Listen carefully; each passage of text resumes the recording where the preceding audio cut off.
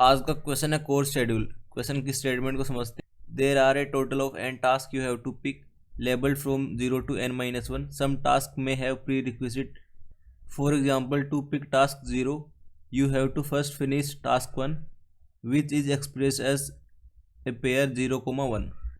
आगे बोले given the total number of n tasks and a list of prerequisite pairs of size m, find a ordering of task you should pick to finish all the tasks. एक बार question को समझ लेते हैं। N task given है और हमें सबके सब करने हैं, टोटल को करना है। और एक लिस्ट गिवन है प्री रिक्विजिट नाम की, जिसमें हमें वो गिवन है अगर टास्क 1 को करना चाह रहे हैं तो उस पर कौन कौन से टास्क डिपेंड है। डिपेंड का मतलब कि अगर हमें 1 को करना है तो उससे पहले इसको करना पड़ेगा 0 को। जैसे यहाँ पर एग्जाम्पल में गिवन भी है, इसमें उल्टा गिवन है कि for example to pick task 0, इसमें 0, 1 गिवन है। इसका सेम ही मतलब है, अगर हमें 0 को करना है तो उससे पहले 1 को करना पड़ेगा। बेसिकली इस तरह के पेयर्स में हमें एक प्री रिक्विजिट नाम की एरे लिस्ट गिवन होगी, उसमें ये पेयर्स इस तरह से पड़े होंगे। इनका बेसिकली मतलब ये होगा कि जो पहला एलिमेंट होगा, जो इंडेक्स 0 पे एलिमेंट होगा, वो डिपेंड हो रहा है जो एलिमेंट 1 पे पड़ा होगा। मतलब 0 पे यहाँ पर 0 पड़ा है और जो 1 वाले इंडेक्स है उस पर 1 पड़ा है। तो बेसिकली 0 वाला जो टास्क है वो 1 पे डिपेंड कर रहा है। तो यहाँ पे जो प्री रिक्विजिट एरे है जिसके अंदर पेयर्स होंगे वो इस चीज़ को डिनोट कर रहे हैं कि अगर ए है और 2 टास्क हैं A, B, तो ए है वो बी पे डिपेंड कर रहा है। मतलब कि ए को हमें करने से पहले बी को करना पड़ेगा। क्वेश्चन में आगे बोल रहे there may be multiple correct orders, you just need to return any one of them. If it is impossible to finish all the task return an empty array. फिर आगे लिखा है ड्राइवर कोड ये संभाल लेगा, ठीक है। फिर आगे देखते हैं कि कंस्टेंट्स क्या है। एन की वैल्यू 10 की पावर 5 है, एम की वैल्यू भी मैक्सिमम 10 की पावर 5 है। फिर आगे प्री रिक्वेस्टेड I0 और I1 की जो रेंज है वो 0 से लेके n तक होगी। मतलब कि जो नंबर ऑफ नोड्स हैं, जो ग्राफ बेसिकली ग्राफ का क्वेश्चन है, तो इसमें जो वर्टेक्स हैं उनकी वैल्यू 0 से स्टार्ट होगी और n-1 तक, जो कि सबसे पहले क्वेश्चन में लिखी थी। यहाँ पर n टास्क है 0 से n-1 तक, मतलब जो वर्टेक्स हैं टास्क है कुछ बोल सकते हैं इनको। फिर all prerequisite pairs are unique, सब के सब यूनिक हैं।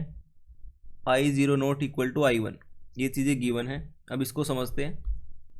यहाँ सबसे पहले तो कंस्टेंट में n की वैल्यू 10 की पावर 5 है और m की वैल्यू है n इंटू n-1 है, या फिर m 10 की पावर 5 है। इनमें से जो भी मिनिमम वाला होगा वो m के लिए पिक करना है, ये चीज़ गिवन है। और जो वर्टेक्स है या फिर उनको टास्क बोल दें, वर्टेक्स और टास्क, ये 0 से लेके n-1 है। और यहाँ पर जो ये m है ये नंबर ऑफ एजेस को बता रहा है, नंबर ऑफ एज कितने हैं इस ग्राफ में। n यहाँ पर नंबर ऑफ वर्टेक्स को डिनोट कर रहा है। अब इसको समझते हैं कि अप्रोच कैसे किया जाए। तो एक एग्जांपल के साथ इसको समझते हैं। सबसे पहले मान लेते हैं कि n है वो 4 है और m है वो 5 है। तो कुछ मान लेते हैं जो वर्टेक्स होंगे 0 होगा, 1 होगा, 2 और 3, 0 से लेके n-1 तक। और m मान लेते हैं कि जो 1 है वो 0 पे डिपेंड करता है, 2 है वो भी 0 पे, 3 भी 0 पे डिपेंड हो रहा है और 2 3 पे भी डिपेंड है, और जो 1 है वो भी 3 पे डिपेंड है। तो इसका अगर ग्राफ बनाते हैं तो कुछ इस तरह से बनेगा। ये 0th नोड है, फर्स्ट नोड, ये सेकंड, ये थर्ड। तो 1 0 पे डिपेंड कर रहा है तो इस तरह से मान लेते हैं, और 2 भी 0 पे डिपेंड कर रहा है, ये 3 भी 0 पे कर रहा है इस तरह से, और 2 3 पे कर रहा है डिपेंड, और 1 भी 3 पे कर रहा है। तो इसको ऐसे सोचना है, जो एग्जांपल है जिसमें नोड्स हैं 0 1 2 3, 4 नोड है, 4 वर्टेक्स है। सबसे पहले तो एक ऐसा वर्टेक्स फाइंड करना है जो किसी पे भी डिपेंड ना हो। जैसे यहाँ पर जो 0 वाला नोड है, 0th वर्टेक्स है या फिर 0th टास्क है, उसको हमें करने के लिए किसी की ज़रूरत नहीं पड़ेगी। मतलब 0 वाला किसी और पे डिपेंड नहीं है। तो ऐसे वर्टेक्स पहले चूज़ करने हैं जो किसी और पे डिपेंड नहीं है। तो जैसे 0 को चूज़ कर लिया, 0 किसी पे भी डिपेंड नहीं है। वन, वन किस किस पे डिपेंड कर रहा है, एक तो 0 पे डिपेंड कर रहा है और एक 3 पे डिपेंड कर रहा है, तो 1,3 पे डिपेंड कर रहा है। इसी तरह से 2 डिपेंड कर रहा है 0 पे और 3 पे, तो 0,3 यहाँ पर 0 आएगा, और जो 3 है वो डिपेंड कर रहा है 0 पे, सिर्फ 0 पे। सबसे पहले तो हमें इस चीज़ को एक डाटा स्ट्रक्चर में स्टोर करना पड़ेगा। इसको हैश मैप में स्टोर कर सकते हैं या फिर एरे लिस्ट में स्टोर कर सकते हैं, एरे में भी स्टोर कर सकते हैं, जो भी सूटेबल हो उसी चीज़ में इसको स्टोर करना है। इससे नेक्स्ट स्टेप क्या करना होगा, सबसे पहले वो वाला वर्टेक्स चूज करना है जो किसी और पर डिपेंड नहीं हो। जैसे यहाँ पर 0 है, तो 0 को हम एक आंसर नाम के एरे में स्टोर करवाते रहेंगे साथ साथ। बेसिकली हमें ऑर्डरिंग बतानी है कि कौन से जो ये टास्क हैं या फिर वर्टेक्स हैं, इनकी ऑर्डरिंग क्या होगी सच दैट कि सारे टास्क कंप्लीट कर सके। तो जैसे 0 वाले टास्क को कंप्लीट करा, तो जो 1 वाला टास्क है और जो 2 वाला टास्क है और जो 3 वाला टास्क है, ये तीनों भी 0 से कहीं ना कहीं लिंक्ड है, मतलब 0 वाला टास्क हमने कंप्लीट कर लिया, तो यहाँ से 0 हट जाएगा इन तीनों से। अब यहाँ से नेक्स्ट स्टेप होगा, जो बाकी के बचे हुए वर्टेक्स हैं उनमें से एक ऐसा वर्टेक्स फाइंड करना है जिसकी इन डिग्री 0 हो या फिर जो किसी और पर डिपेंड ना हो। जैसे यहाँ पर 3 है, वो 0 पे डिपेंड था, पर 0 को हमने ऑलरेडी लिख दिया, मतलब 0 वाला टास्क हमने कर दिया। अब 3 को हम कर सकते हैं क्योंकि 0 हो गया पहले से ही। 3 वाला सिर्फ 0 पे डिपेंड कर रहा था और 0 हो गया, तो मतलब हम 3 को भी अब कर सकते हैं। तो आंसर में हम अब नेक्स्ट 3 को ऐड करवा देंगे। हमने अभी तक 2 टास्क कर दिए, 0 को कर लिया, 3 को कर लिया, तो यहाँ से 3 वाला टास्क भी रिमूव हो जाएगा क्योंकि 3 को हमने फिनिश कर दिया। अब जो 1 और 2 वर्टेक्स बचे हैं ये भी किसी पे डिपेंड नहीं बचे, क्योंकि ये 1 डिपेंड था 0,3 पे और जो 2 था वो भी 0,3 पे डिपेंड था, और 0 को हमने फिनिश कर लिया, 3 को फिनिश कर लिया, तो 1 भी इंडिपेंडेंट हो गया, इसको भी हम कर सकते हैं अब, और 2 को भी कर सकते हैं। तो यहाँ पर एक तो ऑर्डरिंग ये आ गई, ये वाली ऑर्डर भी वैलिड है, और एक 0, 3, 2, 1 ये भी वैलिड है। इन दोनों में से कोई सा भी अगर हम एक रिटर्न करवा देते हैं तो ये वैलिड माना जाएगा। तो इस तरह से इस क्वेश्चन को सोचना है। एक बार मैं फिर से इसको रिपीट कर देता हूँ एक और एग्जाम्पल के साथ, जिसमें n मान लेते हैं 6 है और m नंबर ऑफ एज या फिर जो कंडीशन है वो 8 मान लेते हैं। जो कंडीशन है इस तरह से है कि 0 1 पे डिपेंड कर रहा है, और जो 1 है वो 2 पे, 2 3 पे, और 0 3 पे भी कर रहा है, 3 4 पे कर रहा है, 3 5 पे भी कर रहा है, 1 2 3 4 5 6, और क्या करें 4 5 पे कर रहा है, और 1 4 पे कर रहा है। तो यहाँ से हमने ये वाली ग्राफ बना ली। ये बेसिकली बता रही है कि अगर टास्क 0 को हमें करना है तो उससे पहले 1 को करना पड़ेगा, और अगर 1 को करना है तो उससे पहले 2 को भी करना पड़ेगा और 4 को भी करना पड़ेगा। फिर 2 बोल रहा है कि अगर 2 को करना है उससे पहले 3 को करना पड़ेगा। अब 3 बोल रहा है कि 3 को करना है तो उससे पहले 5 को करना पड़ेगा और 4 को भी करना पड़ेगा। इसका सिंपल मतलब ये है। तो इसको देखते हैं कि इसको किस तरह से करते हैं। जो प्रीवियस वाला एग्जांपल था सेम उसी अप्रोच से करेंगे, बट इसको साथ साथ समझेंगे कि कोड में इसको किस तरह से लिखना पड़ेगा, कौन कौन से डेटा स्ट्रक्चर को यूज़ करना है यहाँ पर। तो सबसे पहले वही वाला काम करेंगे, वर्टेक्स को लिखेंगे और वो कौन कौन से बाकी वर्टेक्स पे डिपेंड है, कि मतलब यहाँ पर वर्टेक्स बोल दें या फिर टास्क बोल दें, ये वाला टास्क कौन कौन से डिपेंड है, इसकी जो डिपेंडेंसी है वो यहाँ पर लिखेंगे। तो सबसे पहले 0 से स्टार्ट करते हैं। तो 0 वाला डिपेंड है 1 पे और 3 पे। फिर नेक्स्ट 1 को देखते हैं, 1 वाला डिपेंड कर रहा है, इसको इस तरह से लिख देते हैं, 1 डिपेंड कर रहा है 4 पे और 2 पे, 2,4। ऑर्डरिंग मैटर नहीं करती, 4 2 लिख दो या फिर 2 4, फर्क नहीं पड़ेगा उससे। 2 वाला डिपेंड कर रहा है सिर्फ और सिर्फ 3 पे। फिर 3 वाला डिपेंड कर रहा है यहाँ पर एक तो 4 पे और एक 5 पे, 4,5। अब यहाँ से नेक्स्ट काम होगा, इन वर्टेक्स में से उसको सबसे पहले पिक करना है जो किसी पे डिपेंड ना हो, जो इंडिपेंडेंट हो, मतलब जिसको हम डायरेक्टली जाएं पिक करें और फिनिश कर दें। तो यहाँ पर जो 5 वाला टास्क है, ये वाला वर्टेक्स 5 या टास्क 5, इसको हम डायरेक्टली कर सकते हैं क्योंकि ये किसी पे डिपेंड नहीं कर रहा। तो 5 को हमने पकड़ा और इसको फिनिश कर दिया। तो यहाँ पर जैसे ही 5 वाले को कंप्लीट करा, अब 5 वाले से जो जो टास्क जुड़े हुए थे उन पे इम्पैक्ट आएगा, क्योंकि जो 4 वाला टास्क है वो सिर्फ 5 पे डिपेंड कर रहा है। तो 5 को हमने कर दिया, इसका मतलब हम 4 को भी अब कर सकते हैं। तो 5 को रिमूव कर दिया, यहाँ से भी रिमूव कर दिया। अब फिर से देखेंगे इस वाली वर्टेक्स वाली लिस्ट में, अब कौन सा वाला वर्टेक्स है जो किसी पे डिपेंड नहीं कर रहा। अब 4 वाला आएगा, तो अब हमने पहले 5 करा था, अब 4 को फिनिश कर दिया पकड़ के। अब 4 को फिनिश करने के बाद क्या आएगा कि 4 यहाँ से रिमूव हो जाएगा, मतलब 4 को हमने फिनिश कर दिया। अब जो जो टास्क 4 पे डिपेंडेंट थे वो वाले 4 से इंडिपेंडेंट हो जाएंगे, क्योंकि 4 को हम कर चुके हैं। तो यहाँ पर फिर से वर्टेक्स वाली लिस्ट में देखेंगे 0 1 2 3 में। अब जो 3 है वो इंडिपेंडेंट हो गया, यहाँ पर एक और 4, इसको भी रिमूव कर दिया यहाँ से। अब नेक्स्ट आएगा 3 को, 3 वाले को पकड़ा, इसको भी फिनिश कर दिया। 5 फिर 4 फिर 3, जैसे 3 को करेंगे यहाँ से 3 रिमूव हो जाएगा, यहाँ से 3 रिमूव हो जाएगा। अब फिर से इस वर्टेक्स वाली लिस्ट में देखेंगे 0 1 2, अब यही बच्चे बाकियों को तो हमने फिनिश कर दिया। यहाँ पर इन तीनों में से ये 2 वाला वर्टेक्स है वो इंडिपेंडेंट हो गया, उसको भी हम कर सकते हैं। अब हमने 2 को पिक करा, उसको कंप्लीट कर दिया। जैसे 2 को पिक करा और कंप्लीट करा, यहाँ से 2 रिमूव हो जाएगा। जैसे 2 को रिमूव करा, अब जो बाकी के वर्टेक्स बचे उनमें से जो 1 वाला है उसको हम कर सकते हैं, क्योंकि जो इसकी डिपेंडेंसी थी उसको हमने पहले ऑलरेडी कंप्लीट कर लिया। अब 1 को कर लेंगे और फिर एंड में 0 वाला भी हो जाएगा, क्योंकि 1 यहाँ से रिमूव हो जाएगा। तो इस तरह से इस क्वेश्चन को हमें सोचना है और करना है, और फिर जो ये आंसर आएगा इसी को रिटर्न करना है। इसके अलावा क्वेश्चन में एक और स्टेटमेंट है कि n टास्क हैं और n में से हमें टोटल को करना पड़ेगा, सभी को हमें करना है। अगर हम किसी एक को भी नहीं कर पाते, एटलीस्ट एक भी हमसे बच जाता है या फिर उसको हम फिनिश नहीं कर पाते, कंप्लीट नहीं कर पाते, उस केस में रिटर्न करना होगा एम्प्टी एरे। और अगर सारे के सारे को कर पाते हैं उस वाले केस में ही हमें जो ऑर्डरिंग आएगी उसको रिटर्न करना है in form of array, array की फॉर्म में इसको रिटर्न करना है। बेसिकली ऐसा है कि एरे होगी, एरे के अंदर जो भी ऑर्डर आया था ऊपर 5 4 3 2 1 0, इसको हमें रिटर्न करना पड़ेगा। और अगर इनमें से मान लेते हैं यहाँ पर 6 टास्क थे, 6 में से हम मान लेते हैं 4 को हम नहीं कर पाते हैं किसी रीज़न से। बेसिकली 4 वाला मान लेते हैं कि 3 पे डिपेंड है और 3 वाला 4 पे डिपेंड है, तो हम कर ही नहीं पाएंगे 4 को और 3 को। उस केस में हमें रिटर्न करना पड़ेगा खाली एरे, एम्प्टी एरे। तो इस फॉर्म में इसको रिटर्न करना है। अब इसका कोड कर लेते हैं। कोड करने से पहले एक चीज़ बतानी है, काफ़ी लोग बोलते हैं कि भैया अप्रोच हमें समझ आ जाती है, बट अप्रोच से कोड तक कैसे जाया जाए वो चीज़ समझ नहीं आती। अप्रोच आ गई है बट अप्रोच से कोड नहीं लिखा जा रहा।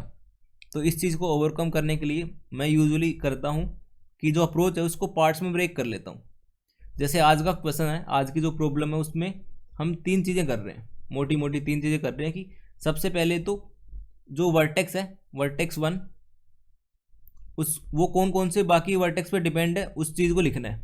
तो इसको हम काफ़ी अलग अलग तरीक़ों से लिख सकते हैं। या तो हम इसको एरे की फॉर्म में लिख सकते हैं, इसको हैश मैप की फॉर्म में लिख सकते हैं, इसको लिस्ट की फॉर्म में लिख सकते हैं। मतलब काफ़ी तरीके हमें देखना है कि हमारे लिए कौन सा सूटेबल है इनमें से, और वो चीज़ आएगी प्रैक्टिस से। तो जितने ज़्यादा आप क्वेश्चंस करोगे आप इनको पिक करना समझ जाओगे कि कौन से को यहाँ पर पिक करना पड़ेगा, ताकि हमारा क्वेश्चन जल्दी सोल्व हो जाए। दूसरा हमने करा था पिक करने के बाद अगर एक वर्टेक्स को हमने फाइंड कर लिया, मतलब सबसे पहले एक ऐसे वर्टेक्स को फाइंड करना है जो किसी और पे डिपेंड नहीं है, इंडिपेंडेंट है। उसको पिक करने के बाद, उसको कंप्लीट करने के बाद वो बाकी और कौन कौन से वर्टेक्स से एसोसिएटेड है, मतलब कौन कौन से वर्टेक्स की डिपेंडेंसी में वो वाला वर्टेक्स आ रहा है, वहाँ पे जाके उसको रिमूव करना है। तो ये वाला पार्ट हम कैसे कर सकते हैं?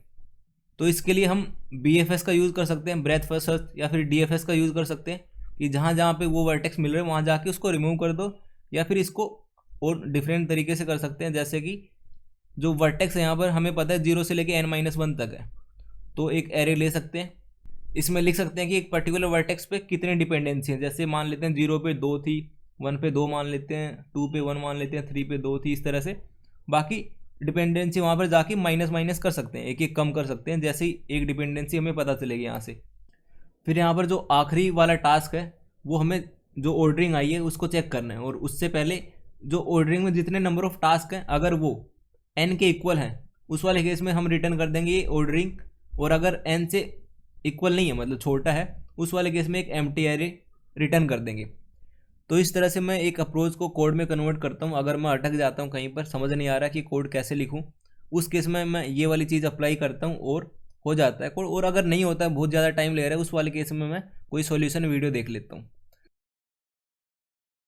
तो कोड स्टार्ट करते हैं। सबसे पहले एक इंट रिजल्ट एरे मान लेते हैं, न्यू इंट, जिसकी लेंथ n होगी। फिर एक और int index, in degree calculate करेगी ये वाली एरे। इसकी लेंथ भी n है। फिर एक इंट n ले लेते हैं, n तो गिवन है, एक इंट लेंथ ले लेते हैं जो 0 रहेगी स्टार्टिंग में। इसका बेसिकली मतलब रहेगा कि अगर लेंथ n के इक्वल हो जाती है उसी केस में हम ऑर्डर वाली एरे को रिटर्न करेंगे, एल्स एक एम्प्टी एरे को रिटर्न करेंगे। फिर एक हैश मैप ले लेते हैं इंटीजर, जिसमें वर्टेक्स और उनकी डिपेंडेंसी को स्टोर करवाएंगे। यहाँ पर एरे लिस्ट आएगी of integer hm new hash map.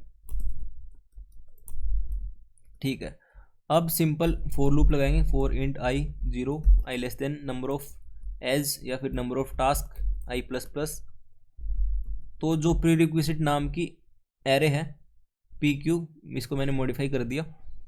इसमें 2 एलिमेंट है, मतलब एरे लिस्ट है, उसके अंदर एरे लिस्ट है काफ़ी सारी, और जो एरे लिस्ट है अंदर उनके अंदर 2 इंडेक्स है, 0 इंडेक्स पे और 1 इंडेक्स पे।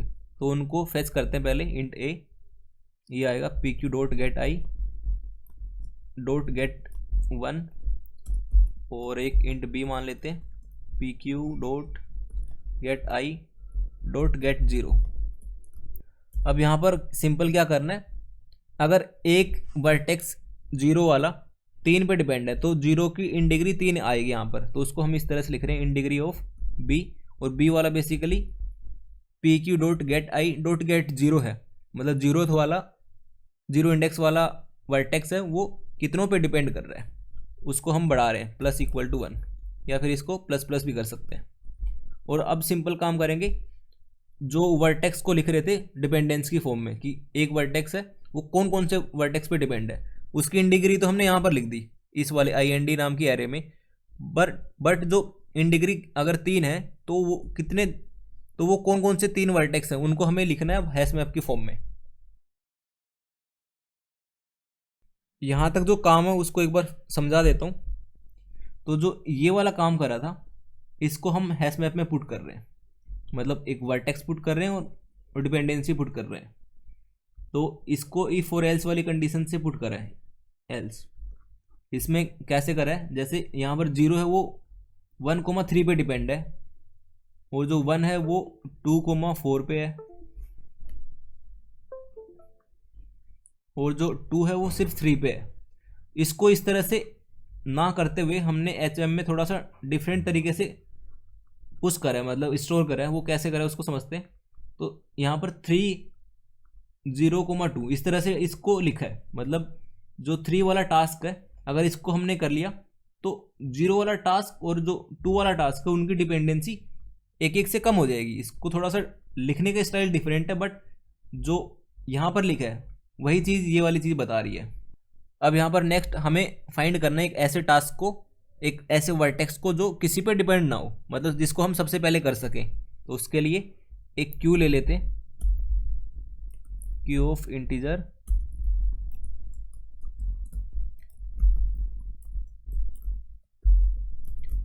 फॉर लूप लगाते हैं, for int i equal to 0 i less than number of nodes i plus plus.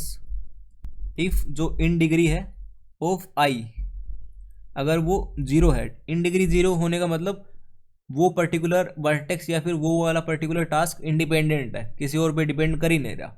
जब वो डिपेंड नहीं कर रहा तो उसको क्यू में ऐड कर देते हैं, Q dot add that particular index, Q dot I, मतलब वो वाला पर्टिकुलर टास्क हमने क्यू में ऐड कर दिया। अब सिंपल इस क्यू में हमें आइट्रेट करना है, वाइल जो क्यू की साइज है जब तक वो 0 से बड़ी है तब तक हमें इसमें आइट्रेट करना है। और आइट्रेट किस तरह से करना है वो देखते हैं अब। तो यहाँ पर हम क्यू में वही वाले एलिमेंट फिल करेंगे जो इंडिपेंडेंट है, मतलब जो किसी और वाले टास्क पे डिपेंड ही नहीं कर रहे। तो जैसे n मान लेते हैं 4 है और m भी मान लेते हैं 4 है।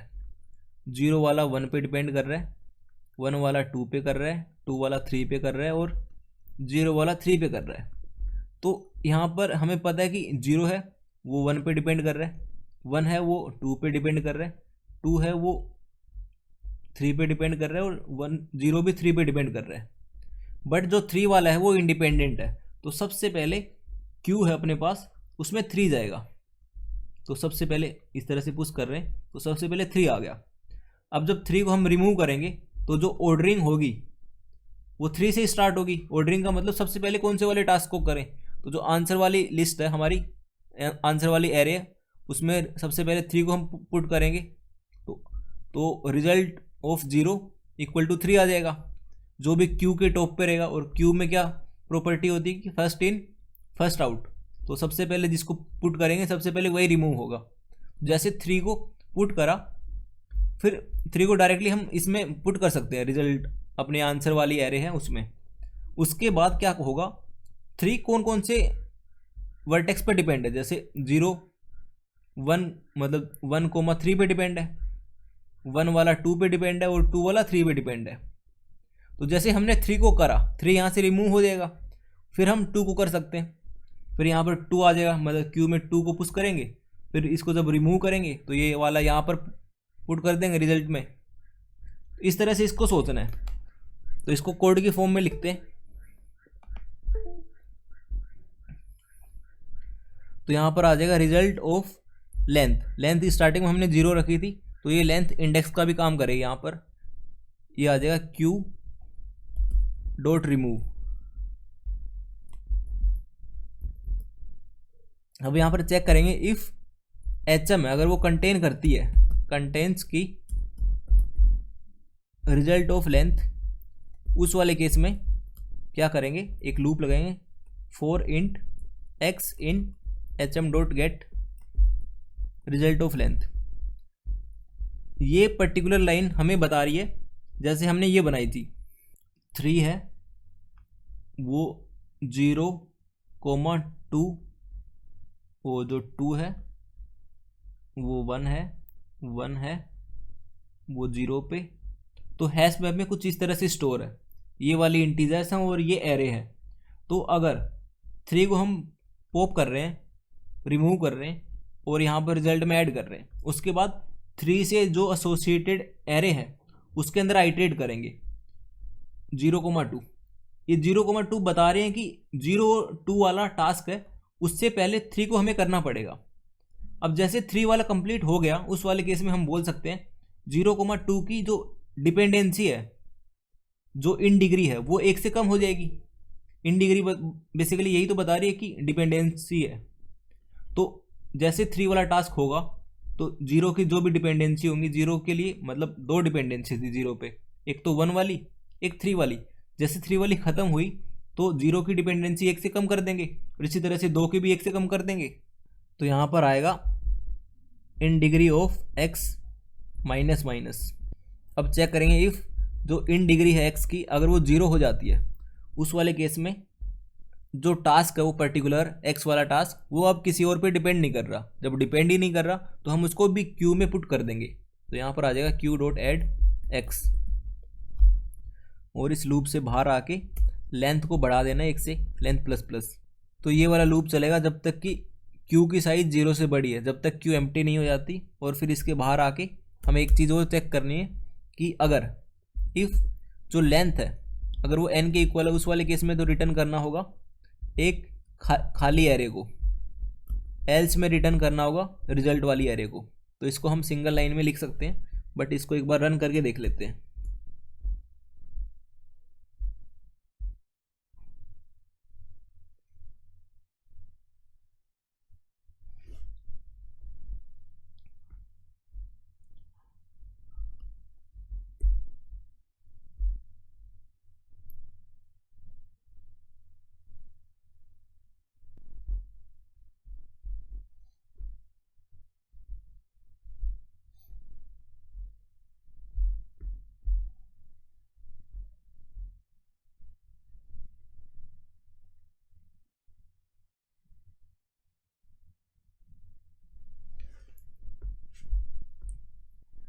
टीएलई आ रहा है, क्या करा जाए, इसको रिप्लेस करके देखते हैं।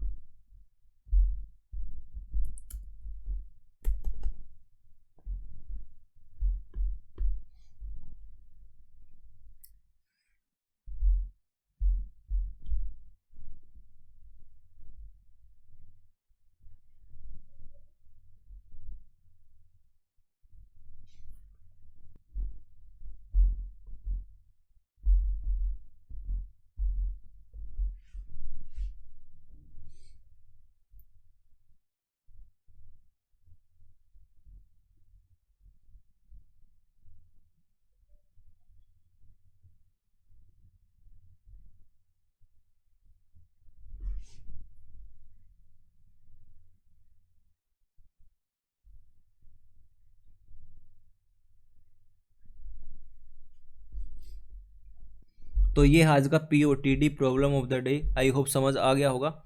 इसमें थर्ड अटेम्प्ट में इसको सबमिट मारा है, कोड बिल्कुल सेम था, बस थोड़ा सा मैं अल्टर कर रहा था, एक स्टेटमेंट को दूसरी तरह से लिखने की कोशिश कर रहा था, उससे कुछ फ़र्क पड़ता नहीं है खास। तो मतलब जो अप्रोच है वो बिल्कुल सेम है और जो कोड है वो भी सेम है, सही है। इसमें दिक्कत आ रही है कि जो जावा वाला कोड है वो TL दे रहा है, ये काफ़ी बार पहले भी हुआ है, तो इससे कोई दिक्कत वाली बात है नहीं। जावा में जो इनके टेस्ट केस होते हैं या फिर जो भी होता हो ड्राइवर कोड, वो अच्छे से काम नहीं कर रहा होगा, मे भी कोई भी रीज़न हो, या फिर जो जावा लैंग्वेज है वो थोड़ी स्लो भी होती है, उसका भी एक फैक्टर हो सकता है यहाँ पर। अभी कुछ पता नहीं है, कुछ कह नहीं सकते, बट जो जावा कोड है वो TL दे रहा है। अगर पहली बार दे रहा है तो आप फिर से सबमिट मारो, फिर से सबमिट मारो, जब तक कि वो सही नहीं आता। और अगर फिर भी बार बार सबमिट मारने पे भी रॉन्ग आंसर आ रहा है या फिर TL आ रहा है, तो एक काम कर सकते हो, CPP का कोड आप सबमिट मार सकते हो, क्योंकि जो अप्रोच है, जो कॉन्सेप्ट है, जो क्वेश्चन में यूज़ हो रहा है, वो तो हमें समझ आ ही गया है। तो स्टिक बचाने के लिए आप C++ का कोड सबमिट मार सकते हो, ये भी एक अच्छा ऑप्शन है।